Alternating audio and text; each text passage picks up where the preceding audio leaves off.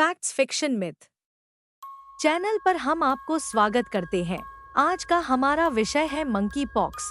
हाल ही में टीवी और अखबार से भारत में भी आक्रांत होने की घटनाओं के बारे में हम सब ने सुना या देखा है।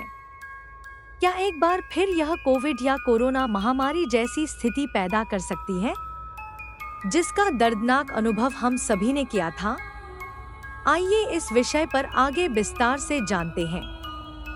लेकिन उससे पहले मैं आपको अनुरोध करना चाहूँगा कि कृपया इस वीडियो को लाइक और शेयर करें और हाँ, चैनल को सब्सक्राइब करना न भूलें ताकि हमारे नई वीडियो की सूचना आपको तुरंत मिल सके।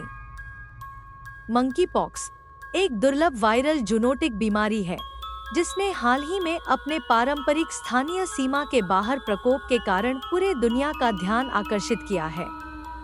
जबकि वायरस को दशकों पहले से ही पहचान हो चुकी थी, लेकिन हाल ही में पारंपरिक स्थानीय सीमा के बाहर बीमारी के प्रसार ने सार्वजनिक स्वास्थ्य अधिकारियों, वैज्ञानिकों और आम जनता के बीच चिंता पैदा कर दी है। इस वीडियो का उद्देश्य मंकीपॉक्स की उत्पत्ति, संचरण, लक्षण, रोकथाम और वर्तमान वैश्विक स्थिति के बारे में विस्तृत आलोचना करना है। मंकीपॉक्स की पहली बार 1958 में पहचान हुई थी, जब शोध के लिए रखे गए प्रयोगशाला के बंदरों में चेचक जैसी बीमारी का प्रकोप देखा गया था। इसलिए ही इस वायरस को मंकीपॉक्स के नाम से पहचान दिया गया। हालांकि यह वायरस मध्य और पश्चिमी अफ्रीका के वर्षावनों में कृंतकों यानी चूहा, खरगोश आदि, जिसके आगे के दांत मजबूत और तेज होते हैं, और अन्य छोटे स्तनधारियों में अधिक पाया जाता है। लेकिन पहला मानव मामला 1970 में कांगो लोकतांत्रिक गणराज्य में दर्ज किया गया था। मंकीपॉक्स ऑर्थोपॉक्स वायरस जीनस के सदस्य मंकीपॉक्स वायरस के कारण होता है, जिसमें वेरियोला वायरस, चेचक का प्रेरक एजेंट, वैक्सीनिया वायरस, चेचक के टीके में इस्तेमाल किया जाता है, और काउपॉक्स वायरस भी शामिल है। चेचक से समानता के बावजूद मंकीपॉक्स आम तौर पर कम गंभीर और कम संक्रामक होता है।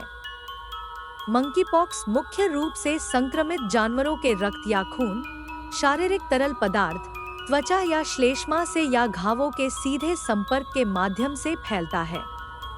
मानव से मानव संक्रमण हालांकि उतना आम नहीं है, पर श्वसन स्राव, संक्रमित व्यक्ति की त्वचा के घावों या हाल ही में दूषित वस्तुओं के साथ निकट संपर्क के माध्यम से भी हो सकता है।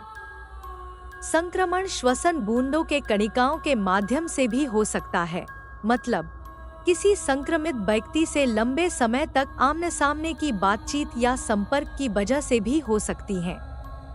वायरस त्वचा के कोई घाव, श्वसन पथ या आंखों, नाक या मुंह की श्लेष्मा झिल्ली के माध्यम से शरीर में प्रवेश कर सकती है।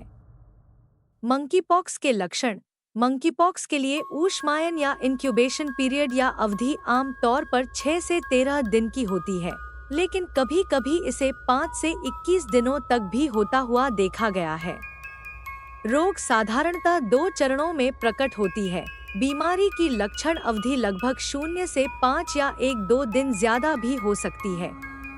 बुखार, तीव्र सिरदर्द, लिम्फेडेनोपैथी, लिम्फ नोड्स की सूजन, पीठ दर्द, मांसपेशियों में दर्द, ऊर्जा की कमी, तीव्रता की अवधि बुखार चालू होने की 1 से 3 दिनों के भीतर चालू हो जाता है। शुरुआत में आमतौर पर चेहरे पर दाने निकल आते हैं और फिर शरीर के अन्य हिस्सों में भी फैल जाते हैं। यह बीमारी आम तौर पर 2 से 4 सप्ताह तक रहती है और ज्यादातर मामलों में यह बिना इलाज के ठीक हो जाती है। हालांकि गंभीर मामले भी हो सकते हैं, खासकर बच्चों, गर्भवती महिलाओं और कमजोर प्रतिरक्षा प्रणाली वाले व्यक्तियों में ज्यादा संक्रमित होने की आशंका रहती है। मंकीपॉक्स का निदान या डिटेक्शन साधारणतः पैथोलॉजिकल प्रयोगशाला या लेबोरेटरी के परीक्षणों के माध्यम से किया जा सकता है, जिसमें पॉलीमरेज चेन रिएक्शन (पीसीआर) परीक्षण शामिल है, जो रोगी के नमूने में वायरल डीएनए का पता लगाता है। मंकीपॉक्स के लिए कोई विशिष्ट उपचार नहीं है, लेकिन सहायक देखभाल यानी प्रॉपर केयर लक्षणों को कुछ कम कर सकती है और जटिलताओं का प्रबंधन कर सकती है। कुछ देशों में टेकोविरिमेड जैसी एंटीवायरल दवाओं को मंकीपॉक्स के उपचार के लिए अनुमोदित किया गया है, हालांकि वे व्यापक रूप से उपलब्ध नहीं हैं। तो स्वाभाविक रूप से मन में यह सवाल उठता है कि मंकीपॉक्स के रोकथाम कैसे हो सकता है। चेचक के खिलाफ टीकाकरण, जो हम लोग बचपन में शायद याद होगा स्कूलों में हर साल दिया जाता था, वही टीका ही मंकीपॉक्स को रोकने में लगभग 85% प्रभावी पाया गया है। हालांकि जब से चेचक का टीका लगाना बंद हुआ है, तब से नियमित टीकाकरण भी बंद कर दिया गया है, जिसकी वजह से बाद का जेनरेशन में से कई लोग बिना टीकाकरण या प्रतिरक्षा के ही रह गए हैं और ज्यादातर वही लोग इस बीमारी के निशाने पर हैं। पर कुछ नियमों का पालन करने से बहुत हद तक मंकी पॉक्स से बचा जा सकता है, जैसे जानवरों के संपर्क से बचना चाहिए जो इस वायरस का वाहक हो सकते हैं। अच्छी तरह हाथ को साबुन या सैनिटाइजर से धोते रहना, स्वच्छता का अभ्यास करना, विशेष रूप से संक्रमित जानवरों या मनुष्यों के संपर्क के बाद वायरस के प्रसार को रोकने के लिए संक्रमित व्यक्तियों को दूसरों से अलग रखना, संदिग्ध या मंकीपॉक्स के रोगियों की देखभाल करते समय व्यक्तिगत सुरक्षा उपकरण (पीपीई) किट का उपयोग करना। हाल ही में हुए प्रकोपों के जवाब में कुछ देशों ने जोखिम वाली आबादी के लिए वही पुराना चेचक के टीके लगाना फिर से शुरू कर दिए हैं। वैश्विक स्थिति और सार्वजनिक स्वास्थ्य प्रतिक्रिया बेहद सारे देशों में, विशेष रूप से 2022 में जब से मंकीपॉक्स के फिर से उभरने के प्रमाण मिला तो अंतर्राष्ट्रीय चिंता पैदा हो गई है। विश्व स्वास्थ्य संगठन (WHO) और अन्य स्वास्थ्य संगठनों ने स्थिति को बारीकी से निगरानी कर रहे हैं। सार्वजनिक स्वास्थ्य कल्याण प्रतिक्रियाओं में से संपर्क ट्रेसिंग, मामलों को अलग करने के लिए और लक्षित टीकाकरण अभियानों के माध्यम से प्रकोप को रोकने पर ध्यान केंद्रित किया गया है।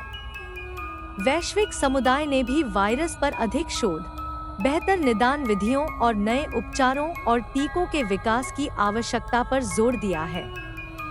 इस विषय पर अभी के लिए बस इतना ही। अगर आपको यह वीडियो पसंद आया तो कृपया इस चैनल को लाइक, शेयर और सब्सक्राइब करें। और यह वीडियो आपको कैसा लगा, कृपया कमेंट बॉक्स में आपकी राय या कमेंट करें, ताकि हम वीडियो को आपके लिए और ज्यादा रोचक और आकर्षक बना सकें। वीडियो को पूरा देखने के लिए आपको तहे दिल से धन्यवाद।